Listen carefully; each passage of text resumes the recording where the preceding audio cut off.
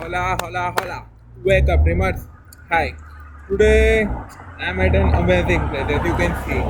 And as I was posting videos regarding how I can help students, now I have found out one very amazing personality named Abhishek Joshi, who is in Canada rental business since about 9 years, and he has vast amount of experience. So many students have problem like when as soon as they reach Canada, like where they are going to stay, and it's difficult to find good roommates at good place near college and in budget. So to solve that problems, I have Abhishek with me. Hi Abhishek. Hey Aman, how are you? Good man. So Abhishek, you are in this business since many years, so you know. But what kind of misunderstanding and misconcept people are having from India?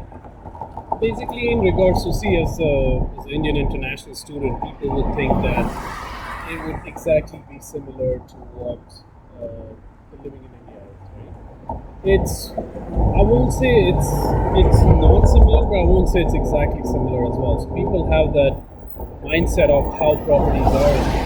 So here there are different kind of like different type of properties. That's correct. So basically, we have detached houses.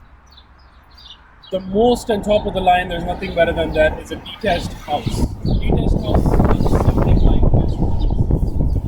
It's not attached to any house. It's not something which is a row house. It's a fully detached bungalow. Um, we'll go around it and I'll show you how it looks like. Come on over. So as you see, there's one main entrance over here, and then garage is in the front. This is the corner lot.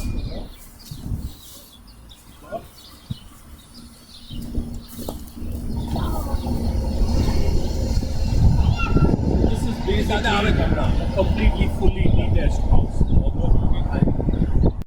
Okay. Semi-detached houses. So this is an example of semi-detached house that we're talking about. So what it is two houses, 57 and 59, which share one common wall, but it's different. Like so, it's open from one side and open from the other. So it's divided in half. So one house divided in half, pretty much in two different houses. This is a perfect example of semi-detached house. Townhouses. So this is the basically this is what we call a townhouse, which is similar to a row house that we have back home, right? So all the houses are attached to each other. We have 18D, so this all are lined, and then you see there's a gap, and then you have other townhouses. So basically, this is like a line of row houses over here.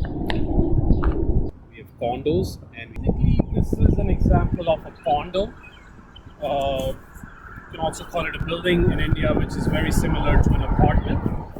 A high-rise building has about most of them have about 25 to 30 floors. Comes with everything. So swimming pool, gym, locker, guest suite, which is cheaper than a hotel. If you have a guest over and if you don't have room in your apartment, like in your condo, you can get a guest suite, which is much cheaper than a hotel room outside. We have apartments. So this is an example of an apartment building, which is the last one. It's strictly for rentals, managed by rental companies, and they're about 6 to 7 story tall, right? You cannot buy an apartment; you can only rent it, and most of them have 1 year leases. Okay. And like many students prefer basements. Well, yeah, because it's cheaper. So every house or detached house or semi-detached house, most of them have a basement, and a lot of townhouses have a basement too. But we don't have a concept of basement in India, Okay. right? So they are not familiar with which is an underground accommodation. It's below ground level. Most of them are below ground level. There are some which are ground level accommodation, which are ground level basements, right? Which are walkout basements. That's what they call it. Okay, and one more thing, like students are having problem in here they have lift system. Like for say 6 months or 1 year, you have to do lease. That's correct. Like, what is that? If you can explain to students. So lease is basically something that a contract that binds, a group or a single person for that you have to be there at certain period of time. Lease could be 4 months, so 8 months, which is school year, or it could be up to a year. And there's a lot of landlords, they offer a subleasing option. So let's say if you want to leave after uh, 4 months or 8 months or a year, or maybe like 4 or 8 months, or within whatever amount of months. Say you had any problem, you had to go out of province, or you had to go maybe out of country, that it didn't work out, then you don't have to basically take that burden of lease of the whole year.